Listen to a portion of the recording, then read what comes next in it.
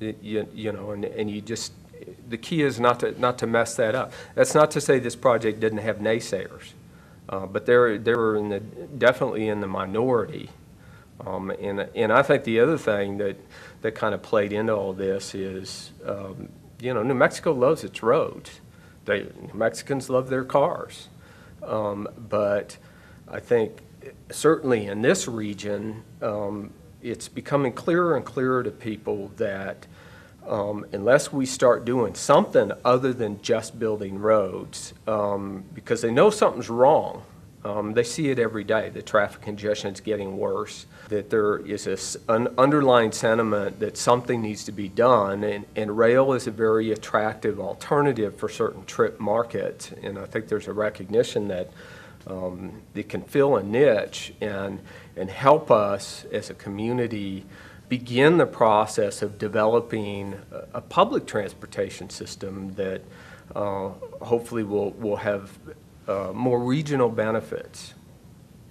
Ironically, we started this first phase so fast, and I think this is another lesson that I think I've learned from other areas. You know, it takes them so long to get a rail system going that by the time it is, the economic development piece is fairly mature and ready to go. We started ours so fast from nothing that now it's trying to catch up. There certainly is a lot of speculation going on, land speculation around these stations. We got it going so fast, people are now saying, wow, here's some opportunity that we had never even thought of. And as you know, I mean, anytime you're dealing with land development issues, they take a while to work through the process. So, I think that passenger rail service and light rail would be particularly advantageous because even the fixed guideway shows that economic development opportunities follow the transportation corridors. So if we were to instigate a light rail system that would mimic the old interurban that central Oklahoma used to have, that system ran from Norman to Guthrie and from El Reno to Shawnee and went all over Oklahoma City. My name's Tony Sylvester. I'm a special projects planner here at the Mid-Region Council of Governments. And since the operations have begun, I've been focusing largely on not just phase 2 and getting to Santa Fe and some operational issues, but really focusing on the stationary development and the development and land use and economic development potential that is located and identified near the commuter rail stations in some of the outlying jurisdictions. Clearly, one of the huge obstacles to transit systems and commuter rail systems across the country is access to the lines themselves. We had to negotiate that and actually ended up purchasing the track from the Burlington Northern Santa Fe. So in a way, we were lucky that this track was slightly underutilized, and there was an opportunity for us to go in as opposed to having to negotiate for each individual train that we decide to run. That flexibility has been essential in really providing even more trains, changing some schedules, and really meeting the market demand that's out there and the needs of our customers. We have 7 commuter rail stations open right now, and we were issued a grant from the state of New Mexico to really try to maximize the benefits that these commuter rail stations offer to local municipalities and local jurisdictions. We are focusing on 5 of the stations right now. The town of Bernalillo, there's 2 stations there.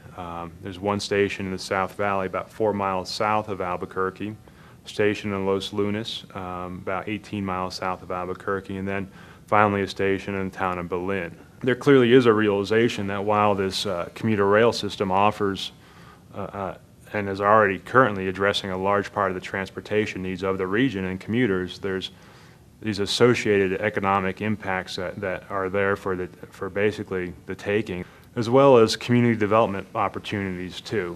What these different stations, these station areas can offer to each individual communities. And the interesting part about working on these 5 stations at the same time is that we're really realizing how unique each of these communities are, and we're realizing the different role that the commuter rail stations plays in each of these communities, ranging from a 220-acre parcel of vacant land in the South Valley that is currently zoned for industrial use, but the neighborhood and the community around there are really looking for an opportunity to develop this into some neighborhood serving retail and some housing that will serve the local area. So this commuter rail sort of changes the opportunities that are in that area, which were, honestly pretty much mostly industrial in the past, but because of the development patterns in New Mexico and the commuter rail station presence there are these different opportunities. The town of Bernalillo, there are 2 stations in the town, and while they're only a mile apart, they're dramatically different. The downtown station, which is close to the downtown, the Main Street corridor, we're really looking at using this as an opportunity to make a destination for people. The downtown station only has 25 parking spaces, so it was intentionally designed as a sort of a walk-up pedestrian station. And there's another station in Bernalillo, which is largely a park and ride station. The larger station, which will actually have a transit center there linking up some regional buses and van systems, has a large parking lot, and the plan for the Sandoval County US 550 station is actually to make this parking lot in a way a destination in that area.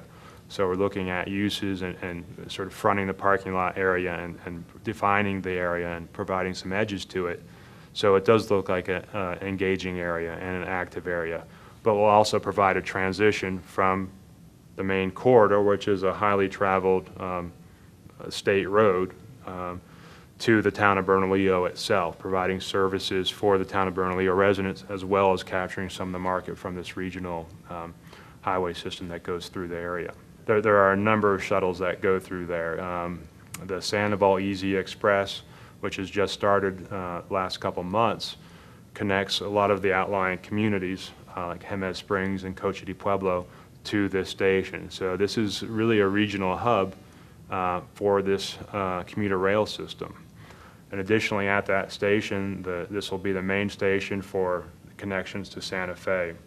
Rio Rancho, I think it probably has about 75,000 people right now, is about 5 miles to the west of the station. And we've developed, through the Department of Transportation, buses and shuttles connecting that to this station.